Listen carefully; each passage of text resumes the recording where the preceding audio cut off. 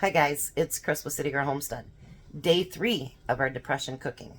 So I want to make something, somebody made a comment, and it's true. By using the noodles yesterday, that is not true depression because they would have made their own noodles. But I don't know how to make noodles. I don't have a noodle maker, and nor do I have the space on my countertop. So that is improvised by using our bag noodles. So she is correct. Anyways, so during the Depression, you know, to have sweet stuff, whatever, that was a little bit more difficult. But they'd normally have biscuits or some kind of bread every day too. And some of them would make like these big batches and like 5 pounds of sugar at a time, or flour at a time, and make like 6 loaves of bread.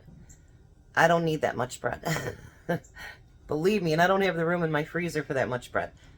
So I'm going to make another bread that's very, very popular during the Depression time, and that was peanut butter bread. And so I'm going to bring you down here, and that's what we're making today. So the first thing you want to do is get your oven preheated to 330, and you're going to put parchment paper inside of your bread tin. All right, so we need 2 cups of flour.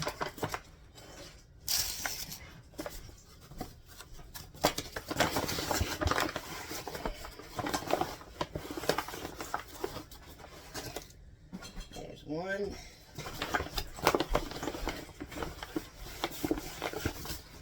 And 2.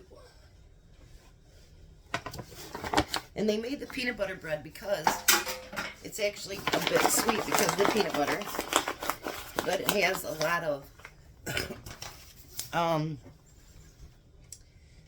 can't even think of the word for it right now, protein in it, and what the flour would do for people as well.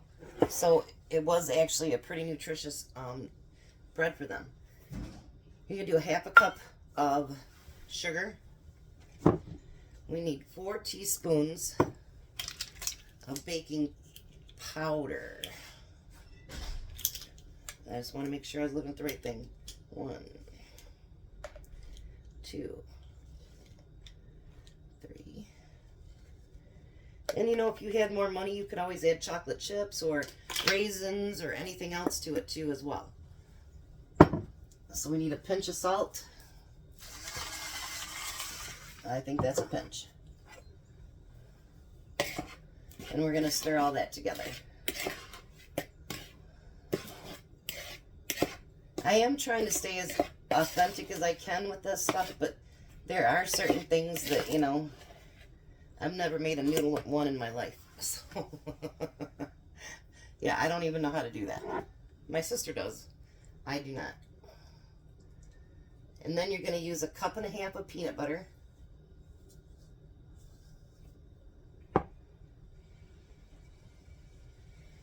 And you're going to use 1.33 cups of 2% milk.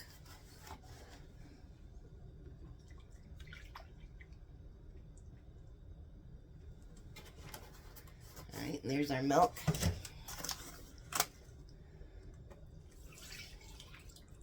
And then we're going to mix all that together. I know I could have melted the peanut butter a little bit in the microwave, but they didn't have microwaves in 1930. So you just had to do it with your hands or your spoon, one of the two.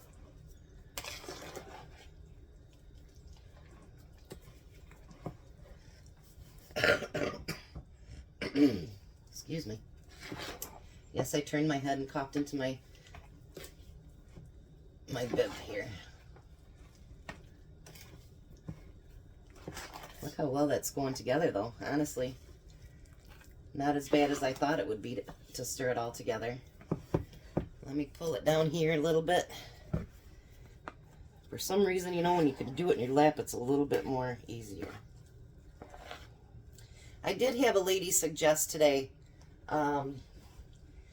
because all the kids are going back to school, doing kids' lunches or kid-friendly meals.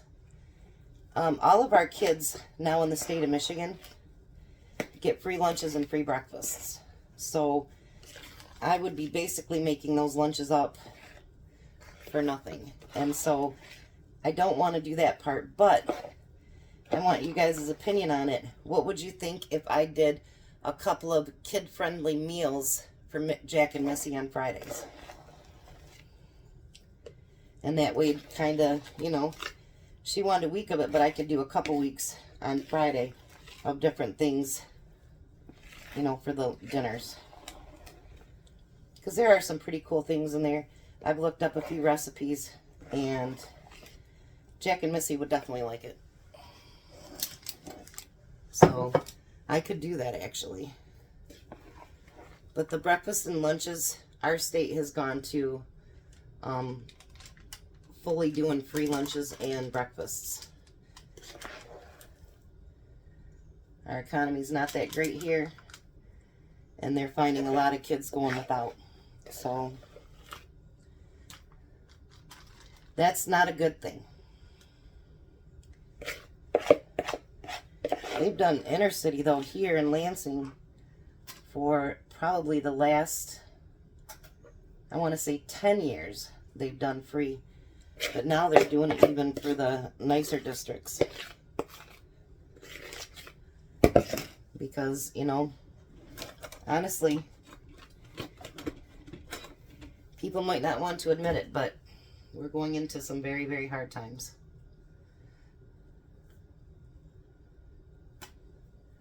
And I don't want to hear it either, because that affects me too with my job.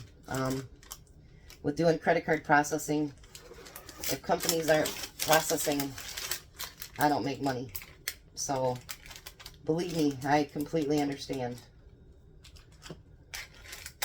Alrighty, so I got that put in there. That look beautiful.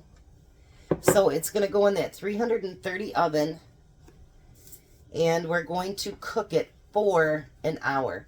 If it happens to not be done, you know, in that hour, you push it in and something comes out, you can cook it for another 15 minutes. So I'm going to put it in the oven. We'll see what it comes out like. All right, so the peanut butter bread is done. It just came out of the oven, so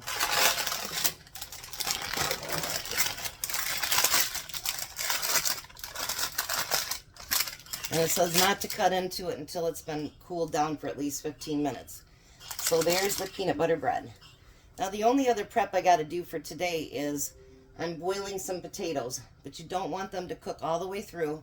So I will cook them probably about halfway through and do the prep with them that way. So I'll be back when it's time to do that. Now, if you had a garden and you wanted vegetables on the side, this was something that was very common. And it was chopping up your cucumbers. And like Tom's mom lived during the Depression too. And actually I do this for him at work now, but this is our last cucumber, so he won't get it no more. But anyway, chop up all your cucumbers that you get out of the garden. And then take some of your vinegar and pour over top of this. Let it soak for a little bit. And actually, what was really good about doing this was that you could actually keep adding cucumbers to that vinegar until the vinegar taste was gone. And so you could keep reusing it. And that's what I've actually been doing for Tom's lunch. I do them at the beginning of the week, fill it with vinegar, and then it's like that all week. So, now the next thing we need to prep is our potatoes. We left the skin and everything on them because, you know, that's where all the nutrients are. If you don't want to leave the skin on, you don't have to. But we're going to chop them into chunks.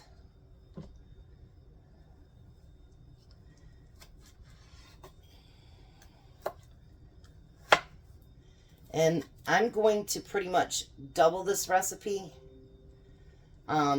because it asks for just 2 potatoes. And obviously, Tom needs lunch for the next day too, so I'm just going to find chop some of these, not too small. You don't want them too small. But just a little bit from that big chunks that I had. All right. Now I'm going to get all those potatoes done up. And then I'll get Jack over here and we'll get dinner started. Alrighty, so Jack is here. Hey. So today we're making another meal from the Depression, and it's called potatoes and beans. So all those potatoes that I chunked up and I cooked, we're going to put them in a fry pan.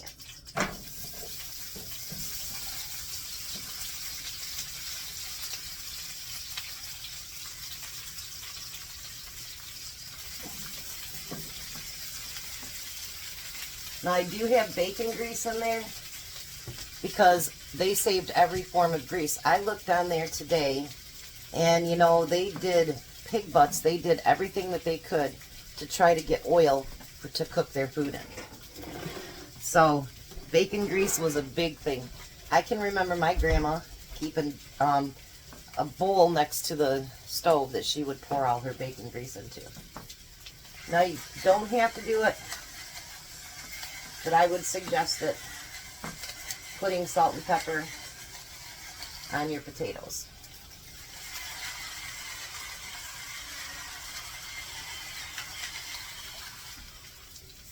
Now the potatoes won't have to cook as long because I've already pre-boiled them, so they are pretty much cooked. They're not all the way cooked, but they are getting pretty close. So we're going to fry these for a little bit, get them a little bit browned up. This is probably going to be one of the easiest Depression meals you'll ever cook. And I bet you it'll be one of the tastiest. I've never tasted it, but I think that it's going to be great. So let me give you another couple tidbits. The Grapes of Wrath of Mice and Men, which was written by John Steinbeck, were about the devastating effects of the Dust Bowl, which happened, you know, not too long after we got hit with the Depression. If you have never read Of Mice and Men, you should read it. It's an amazing book. I love it. During that time, Roosevelt came into power as president, and he did a program called the CCC. And actually, my late father-in-law was a product of that CCC. And what he did is they took him way, way up north, and they planted trees. And actually, those are probably a lot of the trees they chop down now for our furniture, houses, etc. But the Golden Gate Bridge, the Empire State Building, the Chrysler Building, and the Rockefeller Center were all built as the part of the Depression-era work relief program like the CCC. So there's two little tidbits for you. We'll be back when these are browned up.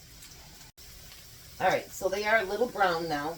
So now you're going to take a can of pork and beans, or baked beans, whatever you want to put in there.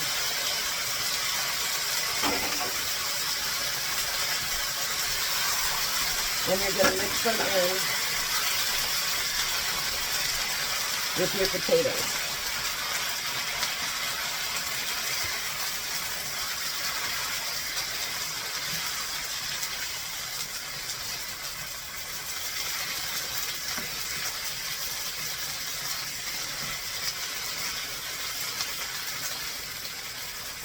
Now I'm going to turn my heat down just enough so that the beans can get warm.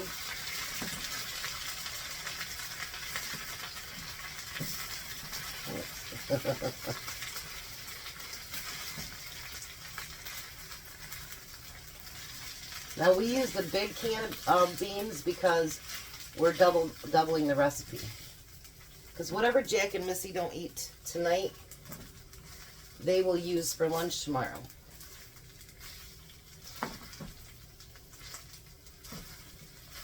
And then whatever we usually have left over, we give to them too. Yep. Even on days you don't cook with me, huh? Yeah. But that one lady goes, "You're using Jack." Okay. Alright, so another fun fact. About 200,000 people moved out of California by 1940. And 2.5 million people left the Great Plains in search of a new start. back then, can you imagine this now? On an average, manufacturing employees earned about 17 bucks a week. Doctors earned 61 bucks a week during the 1930s. Can you imagine that? The stock market didn't recover for a long time. It finally returned to pre-depression levels in 1954. Thanks to this one to me is a little, I don't know, but anyway. Thanks to Franklin D. Roosevelt, 43 alphabet agencies were created during the New Deal. Here's just a few. The FDIC, 1933, the Federal Deposit Insurance Corporation. 1933, the CCC, Civil Conservation Corps. 1935, the NLRA, National Labor Relations Act. In 1935, SSB, the Social Security Board, now known as the Social Security Administration. But they did 43 alphabet agencies, and I can bet you almost some of them, most of them, are ones we don't like today, that we complain about. Just saying. Some of them are good. The, Social Security Administration, as long as they keep the money in there, those are good. But there's a few of them that I think don't look out for our best interest. So we're going to let this continue to warm up. Then we're going to be back. Oh, I thought his whole thing went off. I'm like, oh gosh. Anyways, we'll be back and I'll get Tom up here and we'll give it a test. Alright, so we're back. First thing Jack's going to do is try the peanut butter bread. And it is really, really soft too, you guys.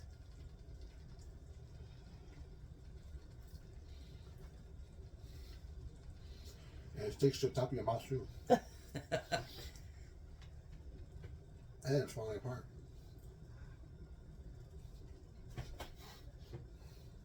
Your thing, I didn't make a mess today, you did. I'm trying not to. So what do you think about it though? Excellent. Alright, so now he's going to taste the beans and potatoes.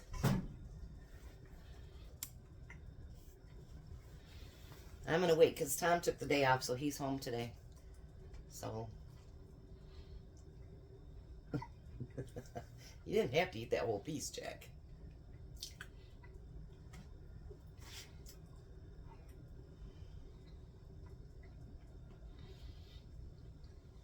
What do you think?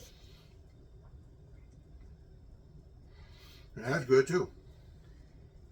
So, you like Depression Week so far? So far. Just because everybody was poor doesn't mean you had to eat nasty food. So, I'll be back. We'll let Tom taste it. Bye. We'll see you in a little bit, guys. Alright, so there's some bread. We gave a bunch to Jack. There's Tom's dinner. Beans and potatoes.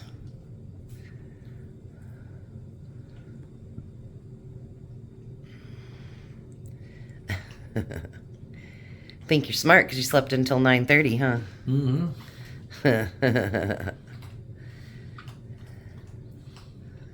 Don't get that luxury too often. Nope, not much got done around here either because of it either. Couple things. What do you think? Pretty good.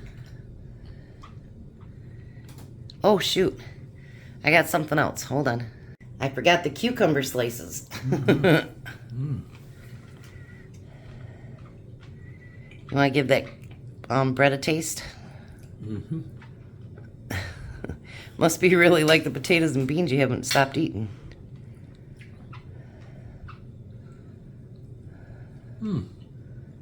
That's good. You like that? Mm-hmm. Really good, isn't it? And just a few ingredients. Mostly peanut butter. So what do you think about Depression Week so far? Been pretty yummy. Yeah? Mm-hmm. Good deal. There you heard it from the horse's mouth. You guys have a blessed night. Be a blessing. Bye, Tom. Bye, Tom. Bye, Tom.